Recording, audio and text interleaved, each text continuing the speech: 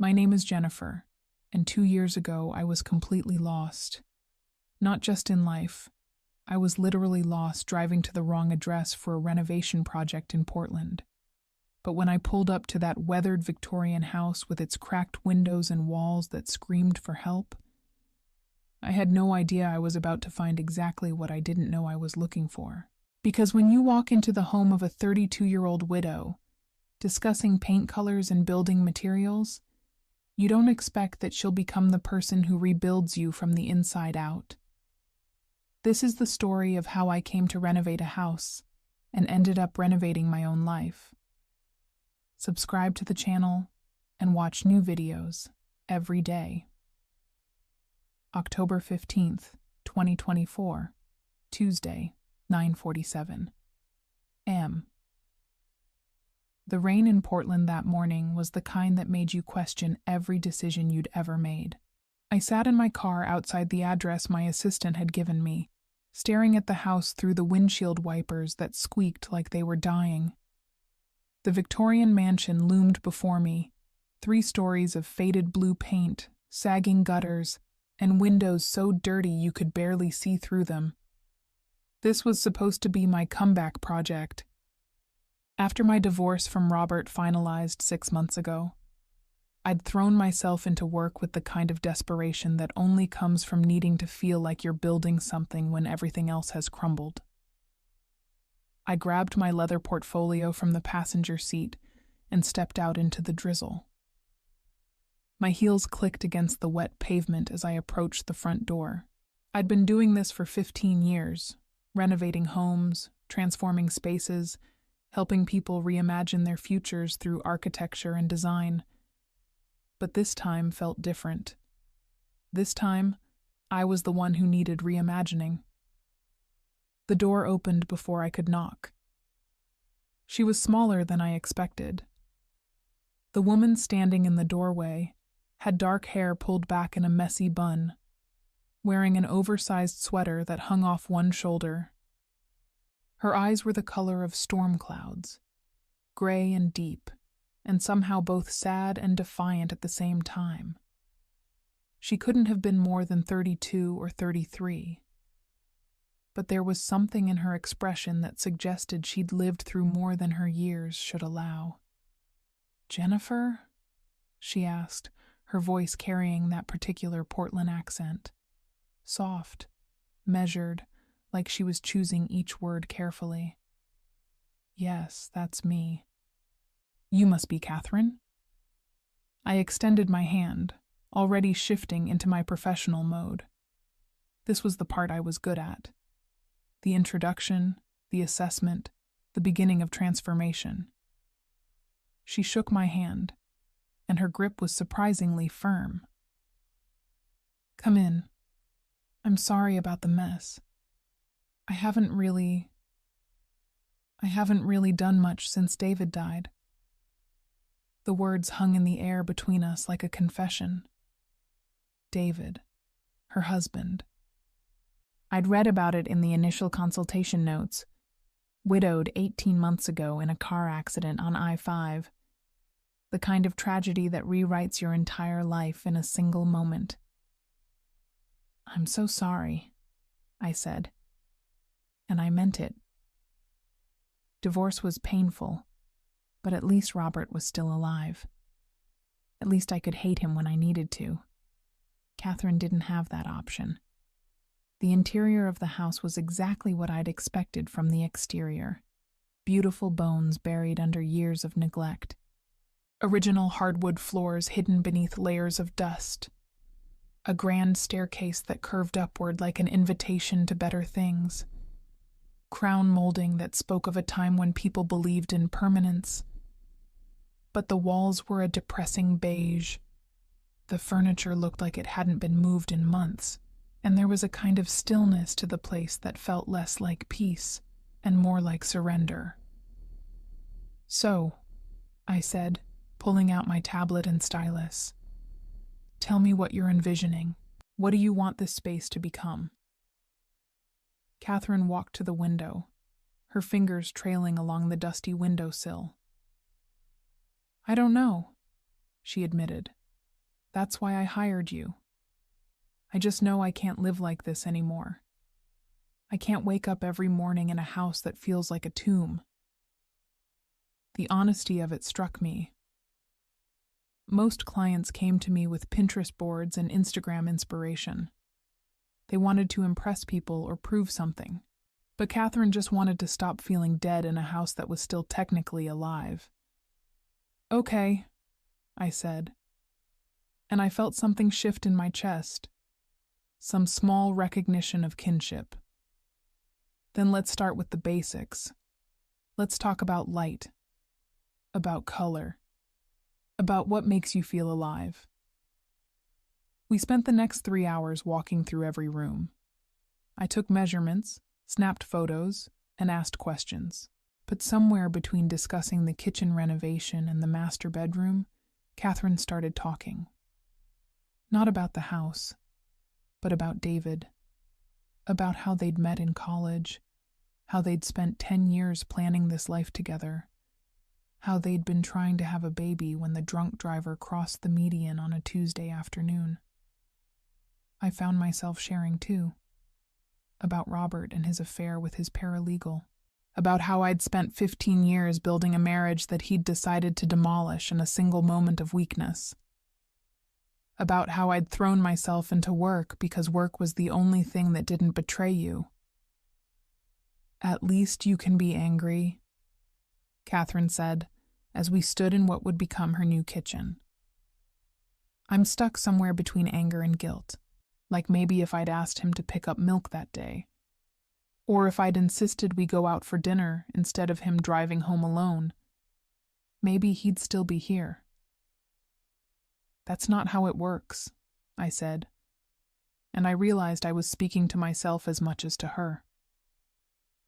We can't rewrite the past. We can only decide what we're going to do with the present. Catherine looked at me then, really looked at me, and smiled for the first time. It was small and fragile, but it was real. I think you're going to be good for this house, she said. And maybe for me too. I didn't know it then. But that moment, standing in that empty kitchen with rain pattering against the windows, was the moment everything changed.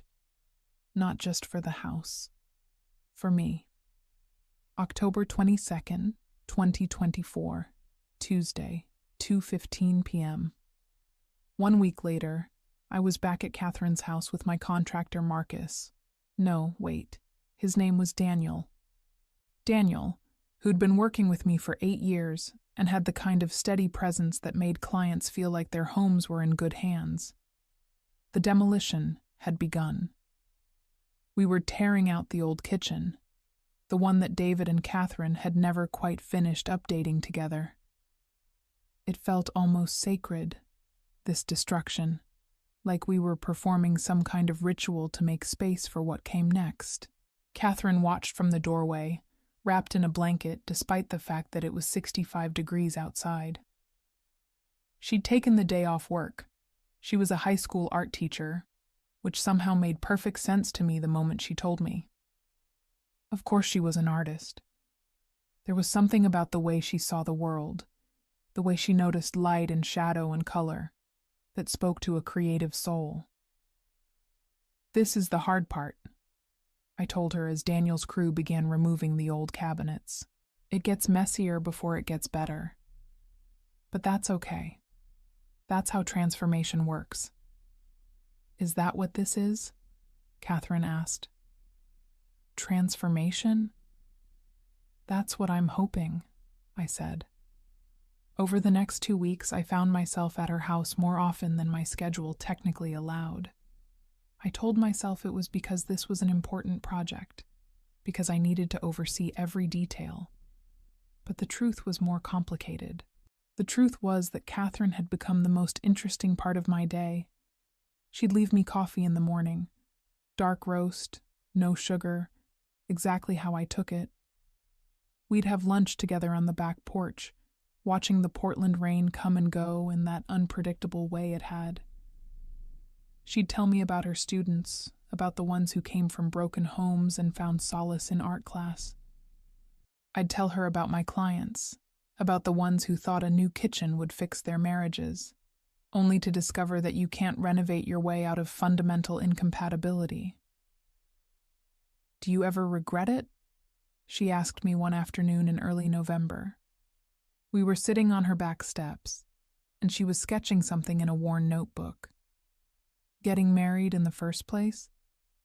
I thought about Robert, about the good years, and there had been good years, about the wedding in Napa Valley, about our honeymoon in Italy, about the way he used to make me laugh before everything became about work and distance, and the slow erosion of intimacy.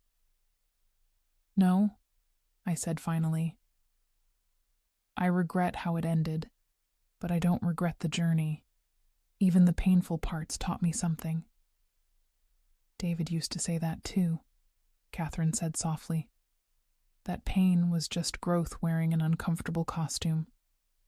The mention of David no longer made her voice break. That was progress. That was healing. By mid-November, the kitchen was taking shape. We'd chosen a soft sage green for the walls, Catherine's suggestion, inspired by the moss that grew on the north side of her garden. The cabinets were a warm white oak, and we'd splurged on a vintage-style range that Catherine had fallen in love with the moment she saw it online. The countertops were marble with subtle gray veining, and the backsplash was a delicate subway tile with just enough texture to catch the light. "It's beautiful," Catherine whispered the day we installed the final fixtures.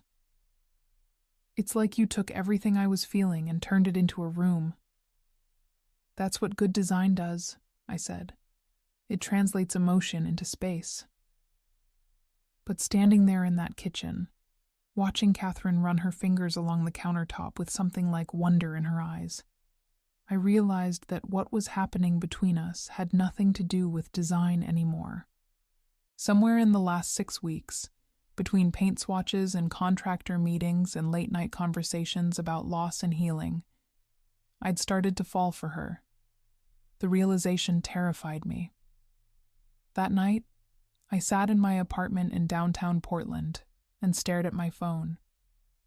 I had Catherine's number saved in my contacts under client Catherine M.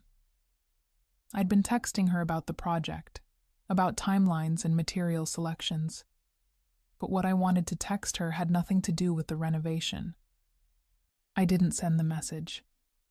Instead, I called my best friend Sophia, who'd been my rock through the divorce. "I think I'm in trouble," I told her. "What kind of trouble?" Sophia asked, already knowing the answer from my tone. "The kind where I'm supposed to be professional and objective, and instead I'm thinking about someone constantly." "Is she the widow?" Sophia asked. She'd heard all about Catherine from my rambling updates about the project. "Yes." "And is she interested?" "I don't know. Maybe. I think so. But she's vulnerable, Sophia. She's still grieving. What if I'm just taking advantage of that? What if I'm just projecting my own need for connection onto her?" "Or," Sophia said carefully, "what if you've actually found someone who understands what it's like to have your life shattered and is brave enough to rebuild it anyway?" November 28th, 2024, Thursday, 6:42 p.m. Thanksgiving came and went. Catherine invited me to dinner with her family, her parents and her younger brother Thomas, who worked in tech and had that particular Portland energy of someone who'd moved there for the startup scene. I almost declined. Professional boundaries, I told myself. But Catherine asked in that way she had, with those storm cloud eyes, and I found myself saying yes before I could overthink it. Her mother, Patricia, was warm and observant in equal measure. I caught her watching me watch Catherine throughout dinner. Her father, Walter, which was awkward given my ex-husband's name, was quieter but kind. Thomas spent most of dinner on his phone, which somehow made the evening feel more normal. "So you're the architect who's bringing my sister back to life," Patricia said as we cleared the dishes. Catherine had excused herself to get dessert from the kitchen. "I'm just doing my job," I said carefully. "No, you're doing more than that," Patricia said. She dried a plate with deliberate slowness. "Catherine has been lost since David died. We've all been watching her disappear, and we didn't know how to help. But since you started working on the house, she's different." She laughs again. She talks about the future like it's something worth having. "I'm glad," I said, and I meant it. "She's remarkable." Patricia smiled. "She is. And so are you, I think. Just be careful with her, okay? She's stronger than she looks, but she's also more fragile than she'd ever admit." The conversation stayed with me. 2 days later, I was back at the house for a final walkthrough of the kitchen. Daniel's crew had finished the installation, and everything was perfect. The space was light and airy and full of possibility. Catherine stood in the center of it, turning slowly, taking it all in. "It's done," she said, and there was something like sadness in her voice. "The kitchen is done." "The kitchen is done," I agreed. "But the rest of the house still needs work. The bathrooms, the bedrooms, the living spaces." "I know," Catherine interrupted. "But this was the main project, right? The heart of the renovation?" I understood what she was really asking. Once the house was finished, what reason would I have to keep coming back? "Catherine," I said, and my voice sounded strange to my own ears. "I need to tell you something, and I need to tell you as a person, not as your architect." She turned to face me, and I could see her heart rate increase, could see the vulnerability in her expression. "I've been falling for you," I continued, "for weeks now, and I know the timing is complicated, and I know you're still grieving, and I know this could be a terrible idea, but I also know that life is short and unpredictable, and I don't want to spend the rest of mine wondering what might have happened if I'd been brave enough to tell you the truth." Catherine didn't say anything for a long moment.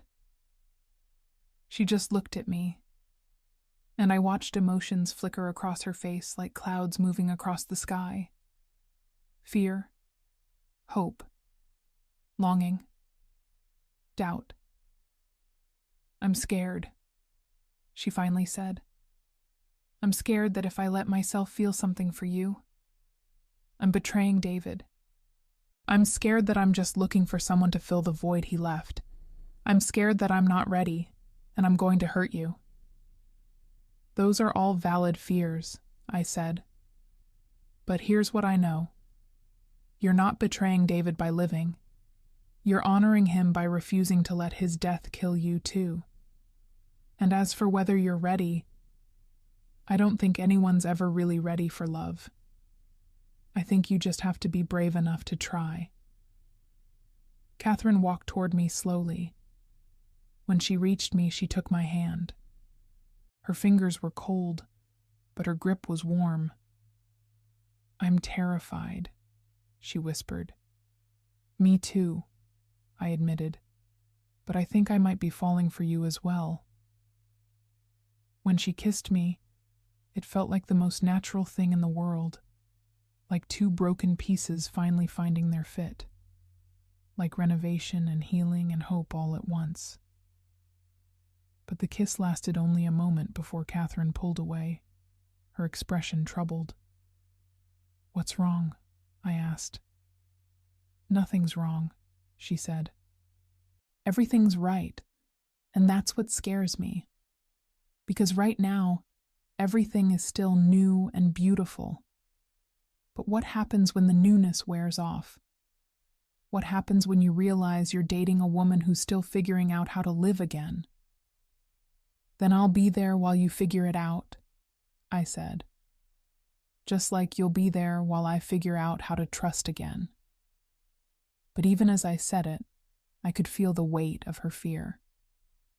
And I understood it, because I carried the same fear.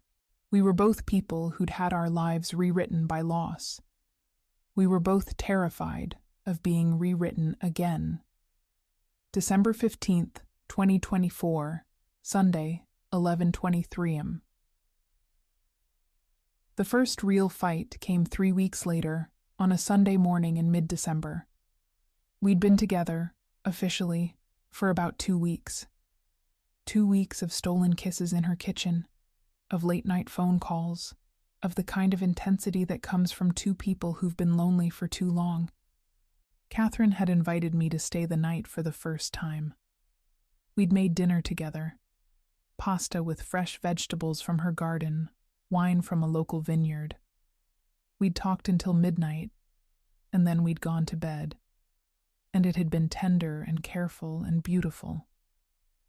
But in the morning, something shifted. I woke to find Catherine sitting on the edge of the bed, staring at nothing. When I reached for her, she flinched. "What's wrong?" I asked. "I had a dream about David," she said quietly. "We were in this house, and it was the way it used to be, before the renovation. And he was asking me why I was changing everything, why I was erasing him." I sat up, pulling the blanket around myself. "Catherine, you're not erasing him. You're honoring his memory by falling in love with someone else," she said, and there was an edge to her voice I'd never heard before. "By replacing him?" "That's not what's happening," I said. But even as I said it, I could see how she might feel that way. The house was transforming. She was transforming. And maybe, in some part of her grief-stricken mind, that transformation felt like a betrayal. "How do you know?" Catherine asked, turning to face me. Her eyes were red-rimmed, and she looked exhausted in a way that had nothing to do with sleep. "How do you know that I'm not just using you as a distraction? How do you know that in 6 months, I won't wake up and realize that I was just running from my grief instead of actually dealing with it?" "I don't know," I admitted. "I can't know that. But I know that you're not the same person you were 6 weeks ago. I know that you're laughing again, and you're making plans, and you're thinking about the future. And yes, some of that might be because of me. But most of it is because you're brave enough to keep living even when living is hard." "I don't feel brave," Catherine said. She pulled on a sweater and stood up. "I feel like I'm betraying the man I loved. I feel like I'm erasing the best years of my life by moving on." "You're not erasing anything," I said, following her out of the bedroom. "David will always be part of your story. But he doesn't have to be the entire story. You get to have more chapters. You get to have a life that includes love and joy and possibility." Catherine went to the window in her living room, the one we'd replaced with new glass that let in so much more light. She pressed her forehead against the cool pane. "My therapist said something last week," she said quietly. "She said that grief doesn't go away. It just gets smaller and takes up less space. But right now, it feels like it's expanding again. Like loving you is making me feel David's absence more acutely." I understood then. Love and grief aren't opposites. They're intertwined. You can't open your heart to someone new without feeling the loss of someone old more sharply. "Then we'll go slow," I said. "We'll take the time you need. We don't have to rush this." Catherine turned to face me, and there were tears streaming down her face. "What if I'm not capable of this? What if David was my person, and I'm supposed to spend the rest of my life alone?" "You're not supposed to be alone," I said firmly.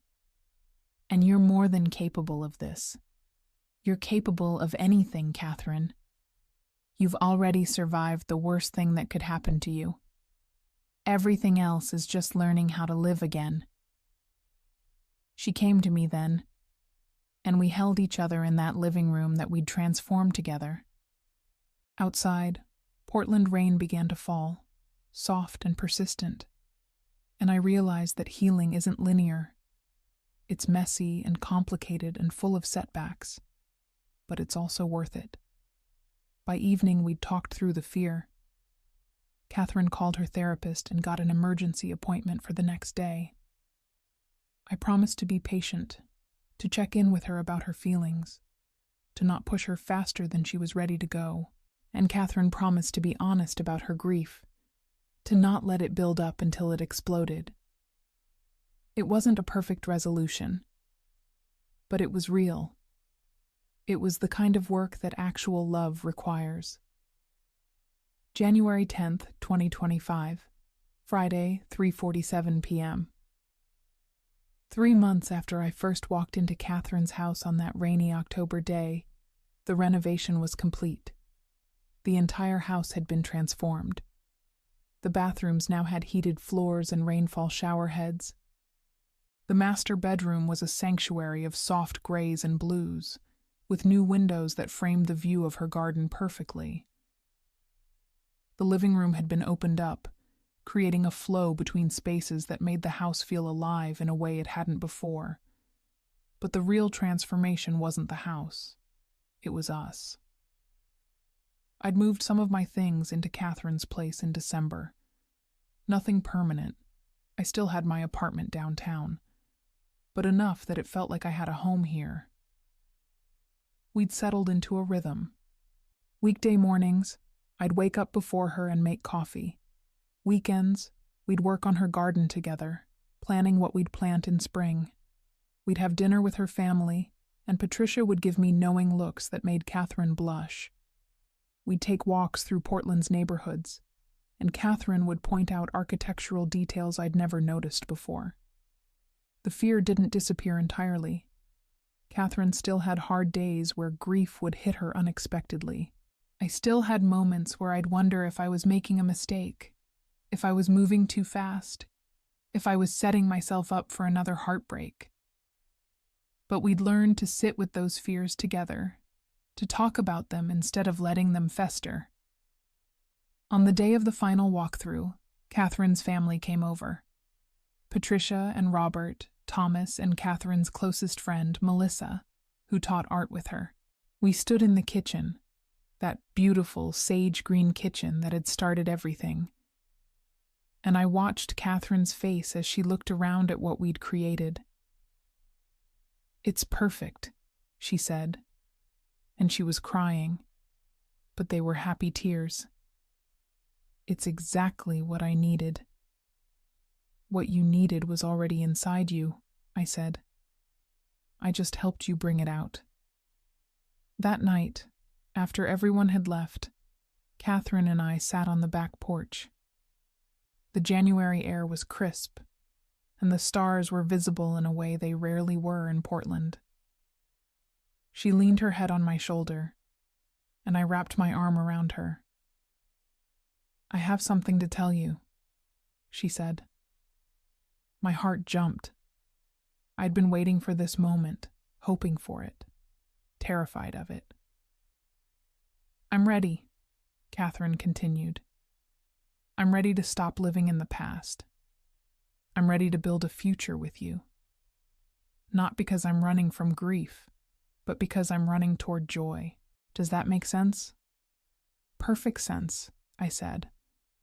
"I want to sell this house," she said, and I felt her tense, waiting for my reaction. Not because it's haunted by memories, but because it served its purpose. It was where I came to heal. But I don't want to spend my whole life in a house that's about healing. I want to build something new with you. Something that's about living. "Where do you want to go?" I asked. "I don't know yet," Catherine said. "But I want to figure it out with you." Maybe we could look for a place together. Something we choose as a team, not something either of us is bringing baggage into. I kissed the top of her head, breathing in the scent of her shampoo, feeling the weight of her against me. 6 months ago, I was a woman who'd lost faith in love. I was someone who thought renovation was the only kind of transformation that mattered. But Catherine had taught me that the most important renovations happen inside, in the spaces where we keep our hearts. I love you, I said. I want you to know that. Not because of the house, not because of the project, but because you're the most remarkable person I've ever met. I love you too, Catherine whispered, and I'm not scared anymore. We sat there as the night deepened, making plans. We'd list her house in February. We'd start looking for something new in spring. We'd take our time, enjoy the process, let the future unfold naturally. There would be challenges ahead. There always are. But we'd face them together.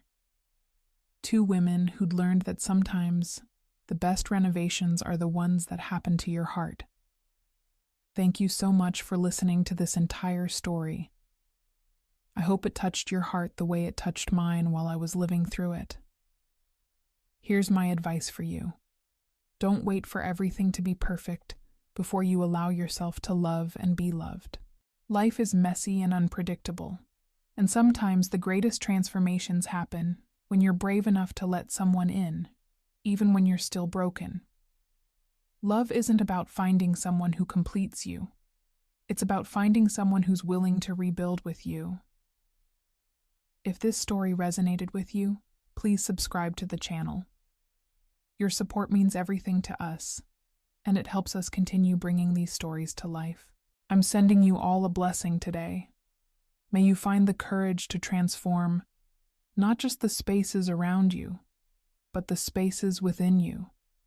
May you allow yourself to love and be loved. And may you always remember that healing is possible, even when it feels impossible. Thank you for being here. Until next time, take care of yourselves and each other.